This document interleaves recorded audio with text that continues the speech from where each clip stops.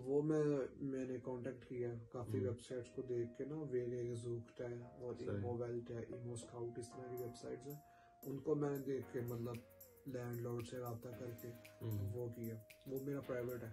तो वो ये सारा आपने ये ऑनलाइन किया सारा? ये सब ऑनलाइन ही किया मैंने। तो ऑनलाइन ये वो हो जाता है ये सारा? ऑनलाइन हो जाता है। कई हैं जो कहते हैं कि हम जब आप आएंगे तो हम आपको मतलब तब आगे एग्रीमेंट आपसे स्टार्ट करेंगे।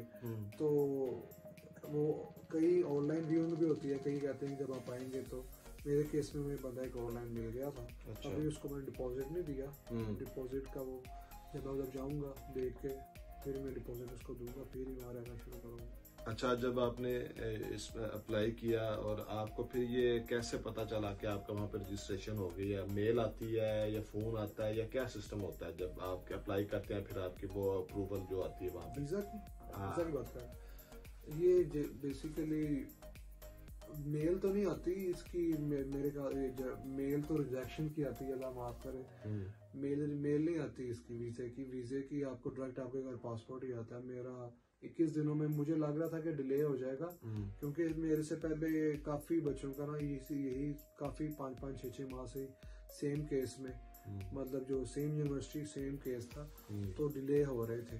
मेरे से पहले 2 दोस्तों का आया वीजा, उनकी प्रोफाइल सेम मेरे जैसी थी। एक ने A2 किया था, एक ने B1 किया था और एक और ने A2 किया था। तो उनके वीजे लगे, उनके भी लगे भी काफी कम दिन में। एक का 40 दिन में लगा, एक का 34 दिन में लगा। तो मैं मेरे ख्याल से इस बात में काफी लकी रहा हूँ कि मेरा 21 दिन में लग के वीजा घर आ गया। मैं तो भी उनको मेल करनी थी कि मेरा प्रोसेस स्टार्ट हो गया कि नहीं। जिस दिन मैंने मेल करनी थी उस दिन मैं सो के उठाऊँ तो भी नीचे कोरियर वाला आया हुआ जी। वो आप पे ज्यादातर डिपेंड करता है आपने किस डेट को ट्रैवल करना है और आपका कब कोर्स शुरू हो रहा है।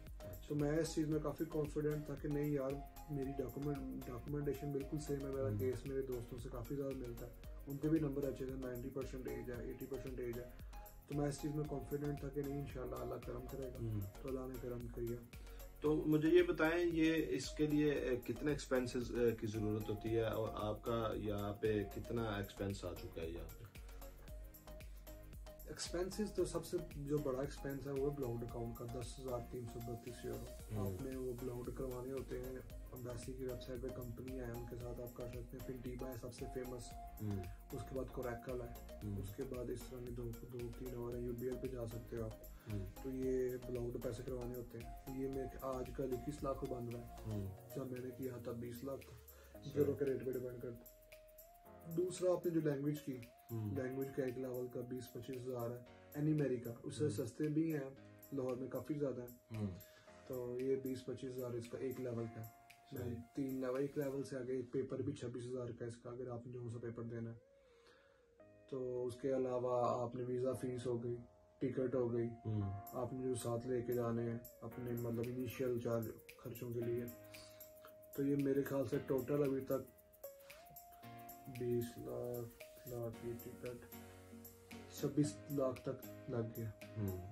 लेकिन आप ये 26 लाख में मतलब 21 लाख तो आपको वापस मिल जाना।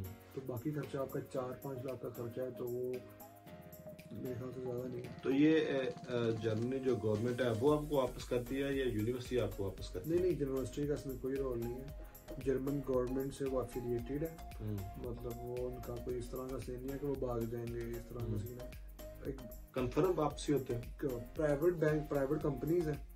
आपने जाके अपना किसी भी बैंक में जो रजिस्टर्ड बैंक है उसमें अपना अकाउंट ओपन करवाना है, आपको मंथली वो मिलेंगे। वो मतलब उनकी गारंटी बेसिकली पीछे जर्मन गवर्नमेंट है, जर्मन एम्बेसी उनकी गारंटी है, क्योंकि उनकी वेबसाइट वो मेंशन वेबसाइट्स है। तो बाद में अगर कोई स्कैम ना होता है तो वो उसका जिम्मेदार एम्बेसी या वो होगी।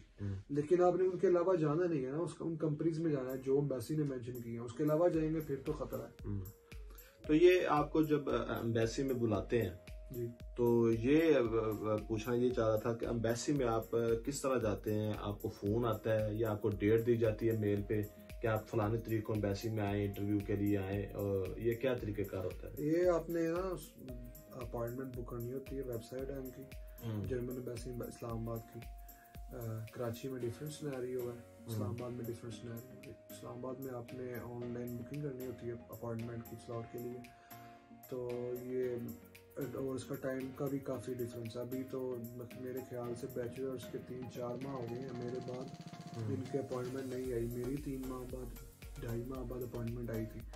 उससे पहले तकरीबन 5 हफ्ते में, मतलब जून जुलाई से पहले मैंने की थी 4-5 जुलाई को। अच्छा। तो मेरी आई थी तकरीबन 14 सितंबर को आई थी। इतना ज़्यादा टाइम लग रहा था, लेकिन उससे पहले तकरीबन 1 माह में, मैक्सिमम 1 माह में आ जाती थी और 5-6 दिनों में भी आ जाती थी अपॉइंटमेंट। तो 21 दिन बाद आपका इंटरव्यू होता था, 15 दिनों बाद आपका इंटरव्यू होता था मैसी में।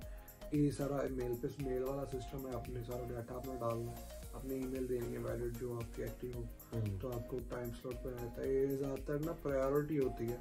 सबसे पहली प्रायोरिटी होगी एक तो जो वो बंदा है जिसको डार्ट की तरफ से कोई स्कॉलरशिप मिली हुई है, जर्मन गवर्नमेंट की एक ऑर्गेनाइजेशन है डार्ट, DE, वो स्कॉलर्स को और